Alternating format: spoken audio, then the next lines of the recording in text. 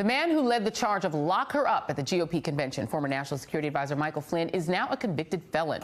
A dramatic twist that had spectators shouting "lock him up" as he left the courthouse on Friday after pleading guilty to lying to the FBI about his contacts with Russia.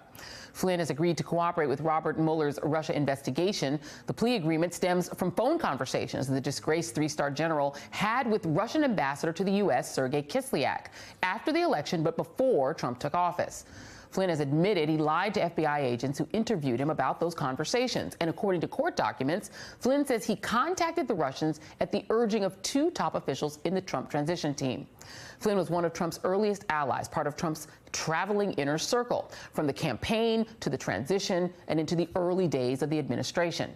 None other than Michael Flynn is named. No one other than Michael Flynn, I should say, is named in the indictment. But the swift guilty plea means that Mueller is reaching right into the heart of Trump's inner circle, applying pressure that can only go in one direction, up toward Trump and his family, including his son-in-law, Jared Kushner. And joining me now, MSNBC legal analyst Paul Butler, Naveed Jamali, intelligence analyst and former FBI double agent, Rosa Brooks, former Pentagon official, and MSNBC justice and security analyst Matt Mueller. Thank you all for being here. Naveed, I'm going to go to you first. You wrote a piece in Newsweek that's up today. Our viewers can check it out. And you said Michael Flynn lied to the FBI about Russia, but he should have known better. Why should he have known better? Well, simply, Joy, because he spent 30-plus years as a member of the intelligence community. And look, for those that don't know, when you're entrusted with secrets, the code you take is just to tell the truth. And that sounds quaint and that might sound simple, but when Michael Flynn was in the room with those investigators, he had to know that there was a decision that he had to make. He could either, say, I don't recall what happened with Kislyak, but instead he chose a definitive answer, not yes. He said no. In fact, we now know that he lied. So he decided to lie. And the only thing that I can draw from that, Joy, the only thing that I know is that someone who spent 33 years in that community had to have been faced with a position that if he told the truth would have been far, far worse than the lie. So the question here, Joy, is why was he lying? What was he protecting? What was he afraid of telling? Why was he afraid of telling the truth? Yeah, and I think that's a definitive question, because it's not as if, Rosa, it wouldn't have even been something that you could presume if you are Michael Flynn, who, by the way, was the former head of the Defense Intelligence Agency. This is not a guy who just walked in off the street. He's a career military man, a three-star general. Why would you not just assume that your conversations with Sergei Kislyak were being recorded, right? It does sort of defy credulity. You sort of wonder, why would somebody in that position, who must know that the other side of that conversation is being recorded, would lie? But what are your thoughts? You would think so, Joy, although I will tell you the one and only time that I met Mike Flynn while he was head of the DIA, I went with a group of other think tank folks over to visit him at the Defense Intelligence Agency. He's a very smart man. He asked all kinds of smart questions. He presented us all with a commemorative coin commemorating our visit, and the date on the coin was the wrong date. So maybe that just says it all. I don't know. It is truly bizarre, right? If you are the head of the Defense Intelligence Agency, you know to a complete certainty that we do monitor the electronic communications of foreign diplomats, particularly when they come from states that are considered to be adversarial to the United States. It's bizarre. I mean, I think that if he thought he was doing nothing wrong, if he just had a brain fart, as we call them, as my children call them, then you just say to the FBI, I shouldn't have done that. I screwed up. I really goofed here. I shouldn't have been having those conversations. I think it's absolutely right that lying about them to the FBI suggests that there was more going on that was even worse. Yeah, I mean, you do what Karl Rove did in the Valerie Plame situation. You go back and revise your statements so that they are no longer lies. You know, Matt, the other extraordinary thing about this, in the Flynn statement that he put out afterwards, that he himself defends himself against the T word, treason. He says, after over 33 years in military service to our country, including nearly 5 years in combat away from my family, and then my decision to continue to serve the United States, it's been extraordinarily painful to endure these many months of false accusations of, and he puts in quotes, treason and other outrageous acts. That, to me, was extraordinary. For him to himself invoke the idea of treason, it begs actually more questions. Yeah, I think that's right. Look, obviously he's pushing back somewhat against the idea that he colluded with a foreign government, that he had any inappropriate contacts with Russians. And I think, the story that he is trying to tell, and you see it somewhat in this statement of offense that Mueller released yesterday, is that everything he did, he was directed to do. When we get to the question of why he lied about these contacts, what we found out yesterday is he wasn't just lying to cover up for himself. He wasn't just lying to cover up the fact that he had had these conversations with Sergei Kislyak. He was lying to cover up the fact that a vast number of people inside the transition, later inside the White House, knew that he was doing it. We found out that he had called down to Mar-a-Lago, talked to his deputy, KT McFarland, who was meeting with other transition officials, including presumably the president, Reince Priebus. We found out that he talked to Jared Kushner in one other instance. So he wasn't just lying to save himself. He was protecting an entire apparatus inside the White House that was in on this thing. Yeah, absolutely. All right, let's do a little round robin on some of those people who might have some exposure here, Paul. But let's start with Jared Kushner. We know that Michael Flynn talked to senior transition officials, quote unquote, about his contacts with Russia. One of them presumably could be Jared Kushner. This is from the Wall Street Journal back in November. Jared Kushner also happens to be the person who reportedly pushed for the firing of Jim Comey, who was investigating all this. How much exposure does Jared Kushner have? So the statement of offense contains this narrative of Flynn having these conversations with the Russian ambassador and then kind of hanging up the phone, wait, I got to make another call, and then calling a senior Trump campaign official. It sounds like Jared Kushner. And so he's got exposure, again, not so much for a substantive offense, but for covering it up. If he lied to the FBI about it, then he's going down. And again, President Trump is famously disloyal.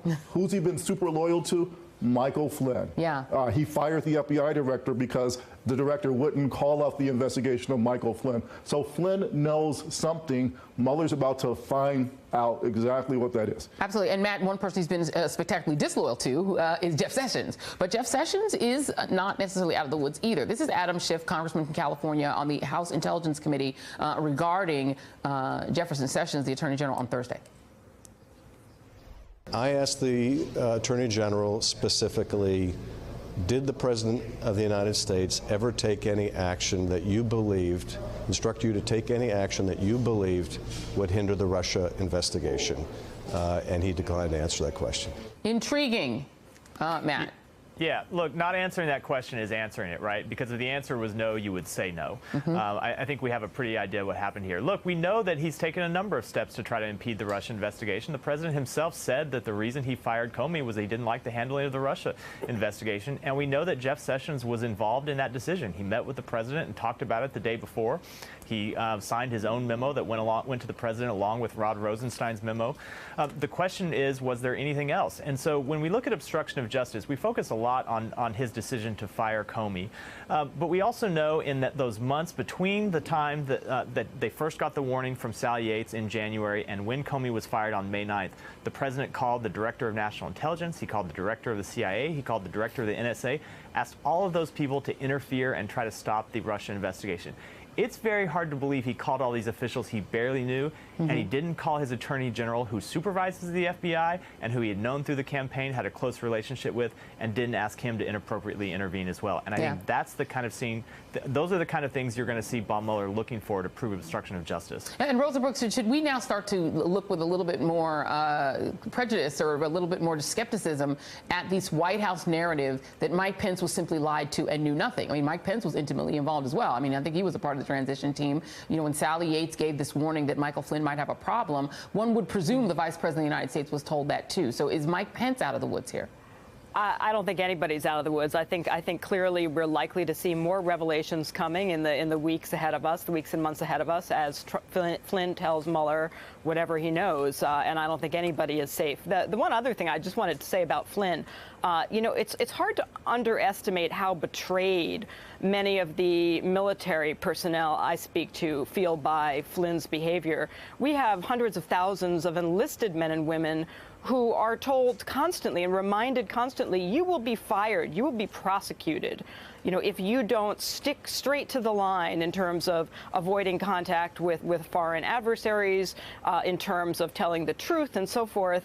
And then when they see a three-star general like Mike Flynn doing this, I think it's really, it's a slap in the face for all of those people who have been abiding by the rules all along. Yeah, and to be, not only, skirting the rules in terms of his lobbying, but dealing with, autocratic governments and taking cash, taking And money from... cashing out, absolutely. Absolutely, cashing out. So, Naveed, you have him not just taking money from RT to go and sit with Vladimir Putin at his table, he and Jill Stein both being at that table, but also taking money allegedly from, interest in Turkey, this renditioning conspiracy theory of trying to take a U.S. resident and ship them off to Turkey, and involving his son. The New York Times on Friday. It's the absolute antithesis of the idea of service. Yeah, absolutely. And so Michael Flynn's son, Mike Jr., who was intimately involved in these lobbying efforts, has not been charged with a crime. It's not clear whether his possible legal exposure was extra pressure that pushed Flynn to plead guilty. The Washington Post is reporting that Flynn Jr.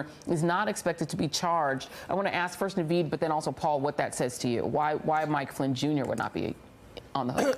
I think look, this is a pretty sweetheart deal that Mike Flynn has, and I'm sure Matt Mueller can speak to this. But when it comes to these cases, the government has time on their side. Michael Flynn does not. I mean, we've heard he's going to put his house up for sale. I mean, these defenses are not just incredibly difficult to mount; they're expensive. And I think that that's probably a couple of things that were on the dock. Besides the fact that he doesn't want to necessarily go to jail, I'm sure his pension, his military pension, Michael Flynn's pension, as well as his son. I think that these are the litany of charges, the litany of conspiracies that are alleged here. I think the fact that this has been boiled down to one simple charge speaks volumes to what Flynn has offered. And look, we know what the risk is: exposure, not just him, his son, his livelihood, his family. I mean, I think that there's a lot he had on the table to negotiate with. Yeah, I mean, Paul, that was what a lot of people said. They only charged him with one thing, just like the FBI. They could have gotten him for any number of things related to the use of money, the misuse of money, hiding tax. I mean, there were lots of other things they could have charged. So the fact that they didn't charge him with anything more than lying to the FBI, and they didn't charge his son, what does that say to you? Mueller already knows. Again, there's his proffer, so he knows exactly what it is that Flynn has to offer, and whatever it was good enough for him to give Flynn this sweetheart deal.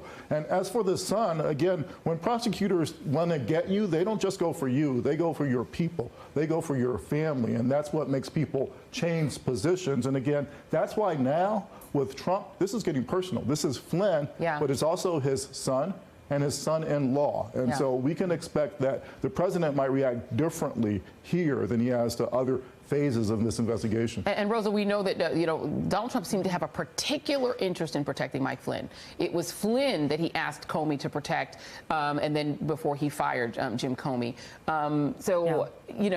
Flynn does seem to be the person with the most jeopardy. But I wanted to come back to something that you said, Rosa, about the military community. Could Flynn lose his pension over this? He could, absolutely.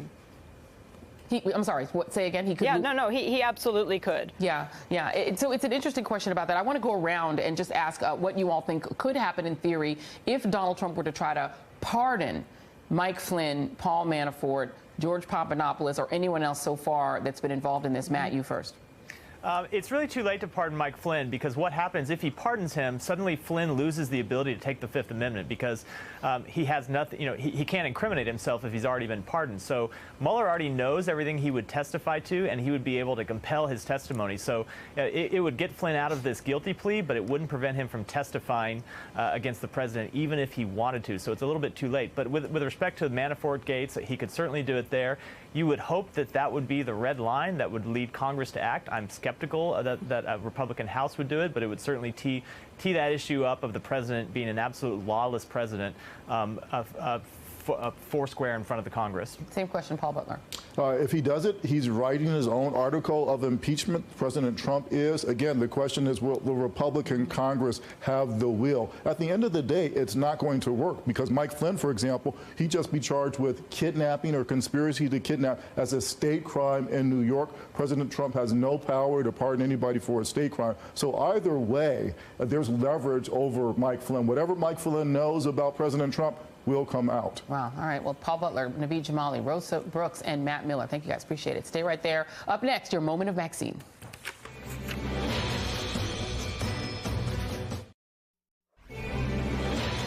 In all fairness, this is going to cost me a fortune, this thing. Believe me.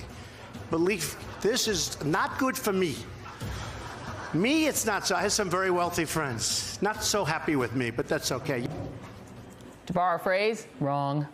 Donald Trump would stand to save about $35 million a year under the Senate tax bill that passed in the wee hours of the morning on a party line vote. Under the House version, which among other things would completely eliminate the estate tax, Trump's family would benefit even more, raking in a tax break worth more than $1 billion with a B. Joining me now, Bruce Bartlett, former Reagan policy advisor and author of The Truth Matters. So, Bruce, the assumption that's underlying the idea of cutting taxes on corporations to 20% and cutting taxes on wealthy people is that when you give rich people money, they will suddenly turn it into jobs. They turn that money into like jobs, like spinning gold, straw into gold. But Gary Cohn, who's the chief economic advisor to Donald Trump, actually tested this proposition at a Wall Street Journal CEO summit back in November, on November 14th. And the editor says well, let's just play it. Let's play what he did. If the tax reform bill goes through, do you plan to increase investment, your company's investment, capital investment? Just a show of hands, the tax reform goes through? Okay. Why aren't the other hands up? Why aren't the other hands up? John, I've got a question for Gary quickly. So, Bruce, I mean, the idea that if you give very wealthy people and corporations tax breaks, they turn into jobs, it's like just not true. Even CEOs don't believe it, right? Oh, it's just complete nonsense. It's a lie.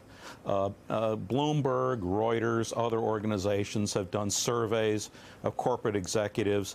By and large, they all say the same thing. We're going to increase our payouts to shareholders. We're going to increase bonuses for corporate CEOs.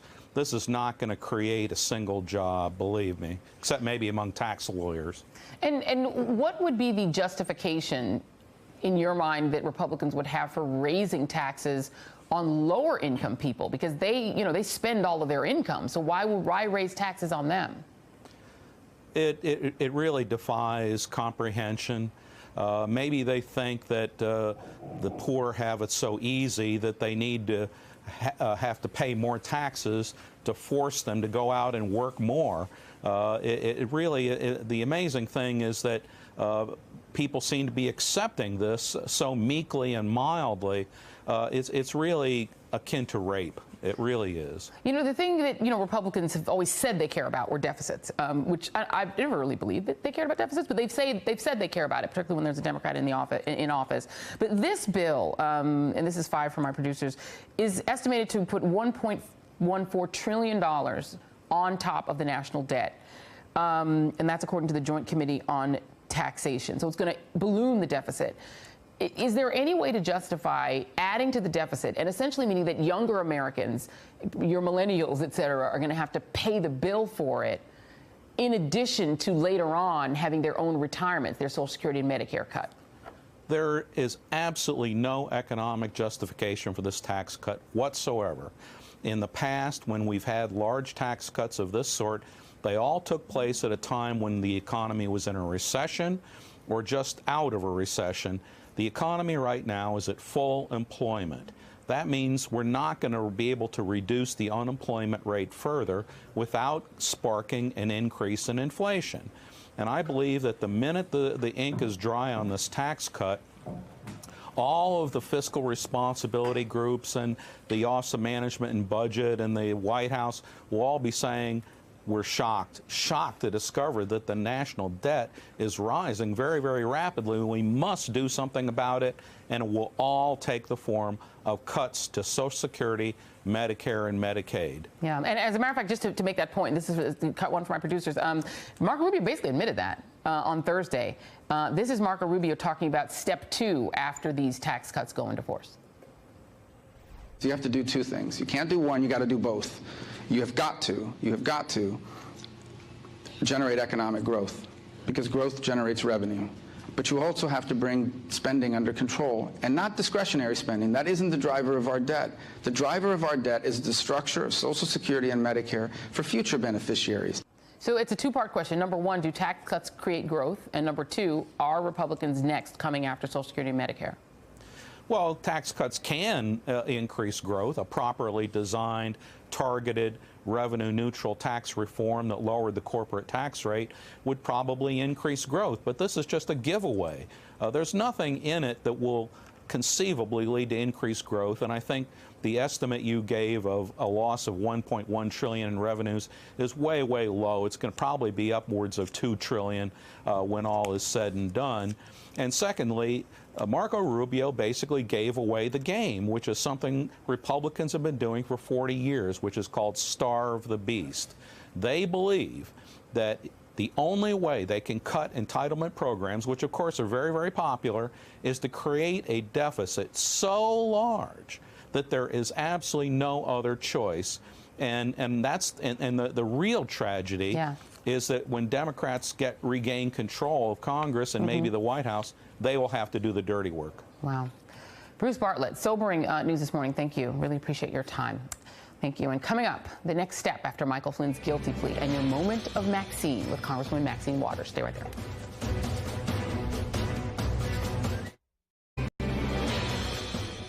I'm sorry. I'm sorry. I'm sorry. The level of corruption, the criminal behavior, all these things that are going on. I mean, it's just unbelievable what we're seeing in our country today. There's an old playground saying, he who smelt it, dealt it. And that certainly seems to be the case for disgraced former National Security Advisor Michael Flynn, who on Friday pleaded guilty in federal court to lying to the FBI.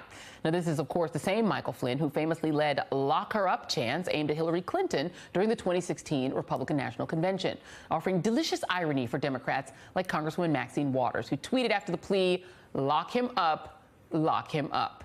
Joining me now for your moment of Maxine is Congresswoman Maxine Waters herself. And Congresswoman, you know, all schadenfreude aside, I want to play one more bite from Michael Flynn's quite raucous performance at the Republican National Convention when he was far more smug. Here he is. Yes. Lock her up. If I, a guy who knows this business, if I did a tenth of what she did, I would be in jail today. So, Congresswoman, I think, can we officially say that he has done at least a tenth of what Hillary Clinton is supposed to have done? Let me just say that this administration was warned by Obama. Sally Yates warned them that he was probably compromised by the Russians. Trump paid no attention. Pence paid no attention. They know who he is and what he's all about.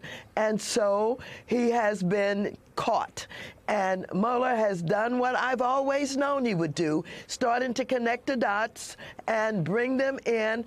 And we know that he would like to have immunity. Remember, he kind of asked for it some time ago. This man is guilty of something, and I think it's a lot. And I think the president is connected and knows what it is. And, you know, Congresswoman, you have been out there, you know, touting the idea that Donald Trump should face impeachment. That has fallen on deaf ears among your colleagues on the other side of the aisle, among Republicans.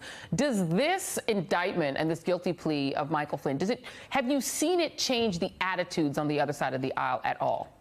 Not yet, but I think it's going to be hard for the Republicans to continue to be silent and to be standing with this president as it unfolds. This is the tip of the iceberg. There's lots more to come, and I think it's going to lead right to not only collusion, obstruction of justice, money laundering. It goes on and on and on. We are at a point in time in the United States of America with a president who is involved in all kinds of things that would shock people, I do believe.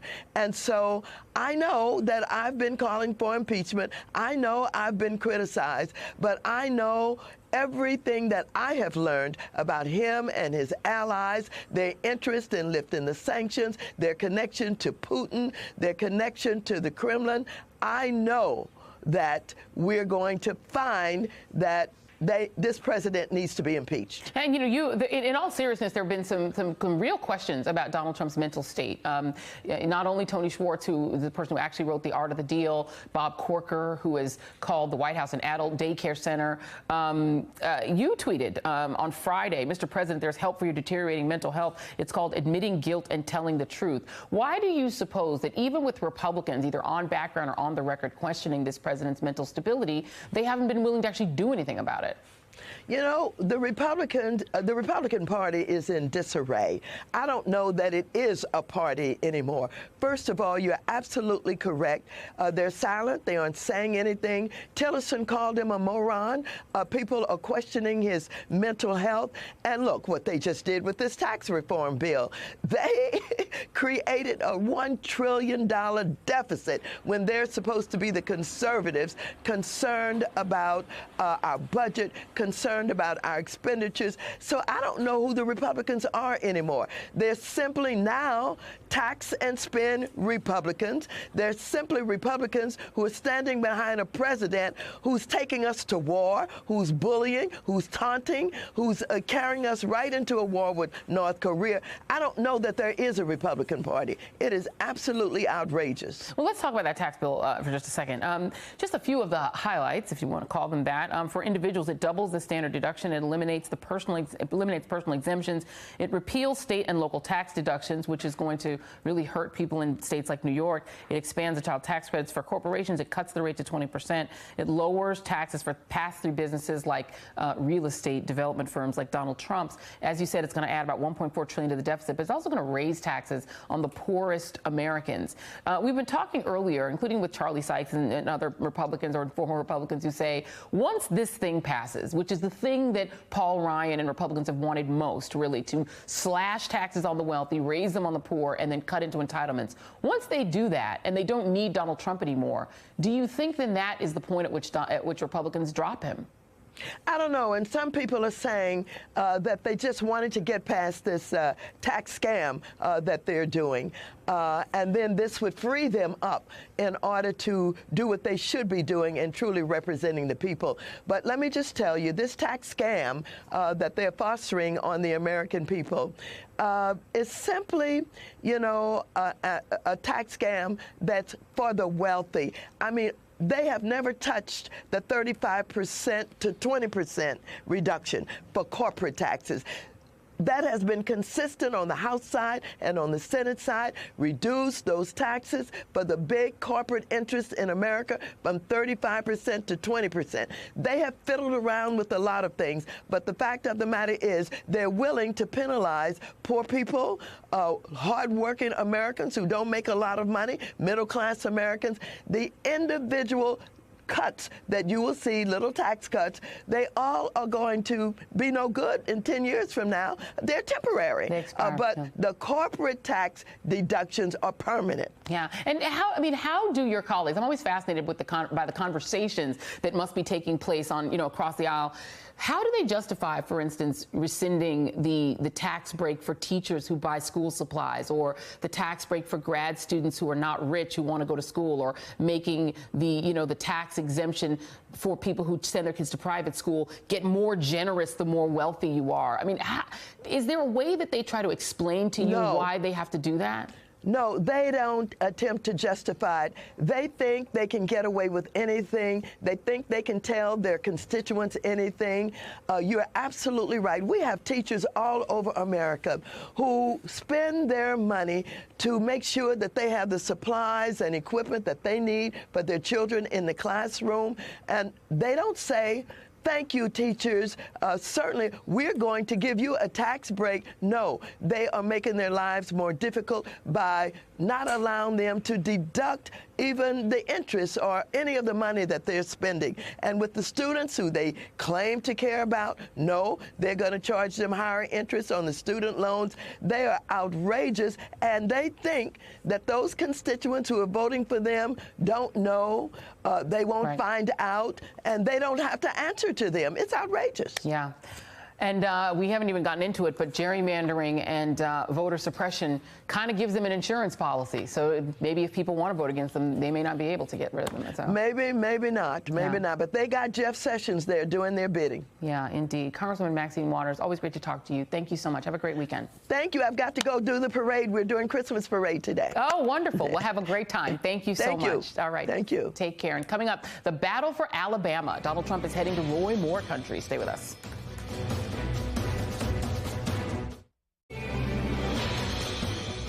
When I say they, who are they? They're liberals. They don't want conservative values. They're the lesbian, gay, bisexual, transgender, who want to change our culture. They're socialists who want to change our way of life, putting man above God. Wow. Alabama Senate candidate Roy Moore is blaming a vast conspiracy for the multiple allegations he faces of sexual misconduct. Moore has denied he targeted teenage girls for sexual liaisons, including a 14-year-old, and trolled for teenage girls at their schools and at the local mall when he was a prosecutor in his 30s. And he will soon get some fresh backup from his most powerful defender. As the Washington Post first reported, Donald Trump will hold a campaign-style rally in Pensacola, Florida, just 20 miles from the Alabama border, 4 days before the December 12 election. And joining me now, Jimmy Williams, host of the Decode DC podcast, and Amy Kramer of Women for Roy Moore. I want to play an ad that the Roy Moore campaign is currently running in that Alabama Senate race. Take a look. A vote for Roy Moore means securing the border, defending the Second Amendment, tax cuts, and conservative Supreme Court judges. And Doug Jones? Well, we'll let President Trump tell you about Doug Jones. We don't need a liberal person in there. Jones, I've looked at his record. It's terrible on crime, bad on borders, bad with the military, bad for the Second Amendment. And Jimmy, before I come to you on this, Donald Trump has added to that by also just openly defending Roy Moore. Let's listen to that. He totally denies it. He says it didn't happen. And, you know, you have to listen to him also. You're talking about, he said 40 years ago this did not happen. So, you know, let me just tell you, Roy Moore denies it. That's all I can say. He denies it. And by the way, he totally denies it. Does does Donald Trump's backing, Jimmy, wind up carrying Roy Moore over the top in all likelihood? Or does it matter? I'm not sure about that. I don't know that it matters. I mean, I think we'll, see. I think he's going to Pensacola, which is about 20 miles from the Alabama border, 4 days before this special election. And there'll be some polling that will be done between that rally and, of course, Election Day. And we'll know whether or not Donald Trump is giving him a bump. But I'm not so sure that he will. What I do know is this. When those two men are standing on that stage together, 18 women collectively have accused both of those men of being sexual predators. And that's a rather stark sort of thing to think about and ponder. I can tell you this as well. Roy Moore, in that campaign ad that talked about, you showed just a minute ago, he said, the gay and lesbians are blah, blah, blah, they're changing our country. Here's a dirty little secret, everybody. We've been around a really long time, like since the beginning of time. And no, we're not going back in the closet for you folks, and we're never going to have to listen to this kind of stuff again. I don't know whether or not Roy Moore is going to win or not. I think he will. He's bumped up in the polls, although there's a Washington Post poll that came out this morning that has Jones within the margin of error, a 3-point lead. So we'll see what happens there. But look, it's Alabama, and guess what? They like having conservatives in the Senate, so let's let them send one. Fine with me. That's Mitch McConnell's problem, not mine. Yeah, and Amy, I want to read you just a little bit of the letter that Lee Korfman, who is one of the multiple accusers of Roy Moore, I believe she was the 14-year-old that when he allegedly accosted her, and she says this, and this was published in an Alabama newspaper. I'm not getting paid for speaking up. I'm not getting rewarded from your political opponents. What I'm getting is stronger by refusing to blame myself and speaking the truth out loud. What you did to me when I was 14 years old should be revolting to every person of good morals. But now you are attacking my honesty and integrity. Where does your immorality end? Amy, do you believe Lee Korfman? Joy, it doesn't, I wasn't there. I don't know any of the facts. I was not there. You weren't there. I'm not here to judge these women or to call these women out. I am with Women for Trump, and we endorsed Roy Moore. I was at an event, Women for Roy Moore, 2 weeks ago.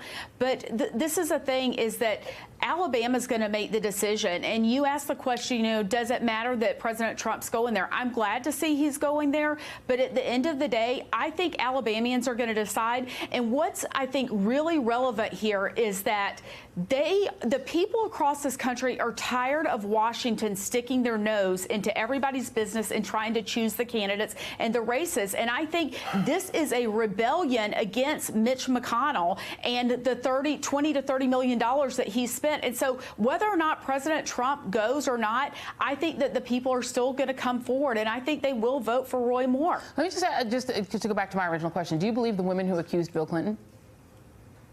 back in the 90s? You know, I mean, there's a lot of accusations out there. I'm not here to judge any of these women. I don't think that's right. I wasn't there. But why I'm not here to judge any of these women. Why would a woman come forward and say that Roy Moore did this to her when she was a 14-year-old girl? You know, you don't believe them? You don't have an opinion on whether what they're saying is true? And if it's true, let me ask you this question, Amy. If it's true that he preyed on teenage girls when he was a 30-something-year-old prosecutor, does that immorality matter to you as a voter? Joy, this is the thing, is that I myself and my family are victims of being accused of the most horrific, horrible things you can imagine for political reasons. There's still litigation going on in the state of Georgia. You're not answering my question. No, I am. I believe in you're innocent until proven guilty. That is what this country is founded upon, and I believe that. I was not there. I'm not going to judge these people. I mean, that is not why I'm here. There's an Alabama Senate race, and regardless of what I say, you say, or what Jimmy says, or anybody says in the media, the talking heads, the Alabamian voters they're going to decide. And for us to pretend that they don't have the knowledge and the wherewithal to lay all this out in front of them and make the decision for themselves, that's just preposterous. These are smart, educated people, and I believe that they're going to decide what is best for them. Jimmy, it sounds to me like Amy is essentially saying that that this doesn't matter to her. I mean, it sounds like there are a certain percentage of Alabama voters for whom the allegations of child molestation are irrelevant. There's a poll that comes out where it asks the question, who has higher standards of personal moral conduct? Right. Doug Jones wins that easily, 53% to 34%. So if Doug Jones is thought to have higher moral standards by a margin of 53 to 34, and yet he's only leading in the poll by a 3-point margin, is that an indication that there are some voters in Alabama who've just decided that they don't care about his morality? That is exactly right. I find this a fascinating conversation for this one point. If, in fact, Roy Moore wins, and I think he will, and it comes out, and Amy's asking for proof, you know, innocent until proven guilty, and if there's, in fact, proof that Roy Moore did any of the things that he's accused of doing, will you stand by him, and will you still be, you know, women for Roy Moore? I mean, I just, would you support an ethics investigation? You know, we can have a conversation all day about Washington, D.C. and Mitch McConnell. Nobody in Alabama gives a damn about Mitch McConnell. I hate to break the news to everyone. But I hate to break it to you, Jimmy. They absolutely do. Well, let me hold on a second. No, they don't. No, they don't. No, they don't. Let me finish. Quickly, Jimmy, and then I want to have Amy answer questions. Nobody cares about Mitch McConnell except in Kentucky. And just like you said, Alabamians vote for people running in Alabama. Kentuckians vote for people running in Kentucky. And that's a fact. And I don't care about Mitch McConnell in South Carolina or Virginia or anywhere else I live. You may not, but I do care. Do. I only care hold on, if you elect a sexual predator to the Senate. Right. That's what I have a problem with. Let me ask Amy 2 quick questions. One question. Yeah. If Roy Moore gets elected and then proof emerges, proof positive, that he actually did molest the girls, would you change your support for him then? Joy, we have stood beside him, and if he is elected, that is what the voters will choose. So even Wait if a second, he was adjudicated to be a child molester? I want to make a point here. This is the thing. If he is elected, there should not be any ethics investigations, and the reason is because these people are going to the polls knowing all the information that's been put in front of them. They have the wherewithal to make the decision. Okay. And should there become an ethics investigation and Mitch McConnell and his cronies try to expel him from the United States Senate, that's a very dangerous line that they're crossing, because we're talking about if he's found guilty of child molestation. People. Okay, let's talk about another thing that we know that Roy Moore did. Okay, well, you know, if you can even say the words, putting aside child molestation, alleged child molestation, Roy Moore led the charge against removing segregation from the Alabama Constitution. That he definitely did. Does the fact that he did that impact your support for him, Amy? Joy, I'm going to say this. First of all, we got involved in this race, months ago. We actually endorsed Mo Brooks. And then we came to the runoff, and now here we are. We are standing beside Roy Moore. But can you just answer my question, Amy? Don't give me a speech, Amy. Answer my question. I don't agree. There is not one candidate across this country, including President Trump, that I agree with on every single issue. Do you have a problem with Roy Moore leading the charge against removing segregation from the state constitution? It's really a yes or no. Joy, I don't know what you're talking about. I'll put it back up on the screen. Let me put it back up so you know what I'm talking about. Roy Moore led the charge against removing segregation language. You know that Alabama has a history here. He led the charge against removing the language of segregation from the Constitution. It's pretty straightforward. Do you have a problem with that? Can you tell me more about that? Because I don't know what you're talking about. Do I believe in segregation? Absolutely not. We're all the same. We're all Americans. Okay, we're but all you don't in have a this problem together. with it. Jimmy, I'm going to give you the last word here because it does seem to me that there is nothing that one could say about Roy Moore that would move Amy Kramer and other supporters of Roy Moore off him. Really, actually, nothing. You haven't said there was anything. I just wonder something. If Roy Moore actually, Donald Trump said I could stand in the middle of Fifth Avenue and shoot somebody and I'd still get elected. He did. And guess what? He was right. If Roy Moore did exactly the same thing, they're going to stand by him because he's Republican. It doesn't matter. Listen, and I'm fine with Republicans owning Republicans. I'm totally okay with that. I just think that you have to, when you own them, you have to own everything about them. Literally everything. And if that means he's a segregationist or a homophobe or a misogynist, then you have to own that. That's your party. Your party is standing by someone that supports those things. Okay. Are you going to say the same thing about Democrats? Because that's one of the big problems in Washington, D.C., is that it's all about party politics. I don't care about Washington, D.C. I care about a sex in America. All right, I'm calling a timeout. The segment is over, but it does sound to me, Amy, like you're saying that you do believe that whatever allegations are against Democrats, because you just said that you can't judge when it's Republicans, but against Democrats you believe that whatever it is, and you think Democrats should be accountable for it. It's pretty extraordinary. We as Americans, it is better for us to look at issues instead of being so loyal to party. Child molestation is an issue. I hate to say it, but the protection of our children. I have kids. The child molestation, and I do it's too. kind of an issue. I absolutely do. I have a daughter. You have to. Wow. Well, you have to own the me. fact that that it doesn't bother you that this man might have molested children. Can I just say one thing really quickly? Very fast, very fast. Can I just say one thing really quickly? Yeah. As a victim of child molestation, I think it's disgusting that Amy would actually support a child molester. Well, we have to leave it there, unfortunately. And I never like to do that, but we have to, because in my ear they're saying that the segment is over. Jimmy Williams, Amy Kramer. Accusations. He has been accused, not proven guilty. That is true. Thank you very much. He has been accused of child molestation. Up next, international outrage. We're going to take it across the pond. How Donald Trump ticked off America's closest ally.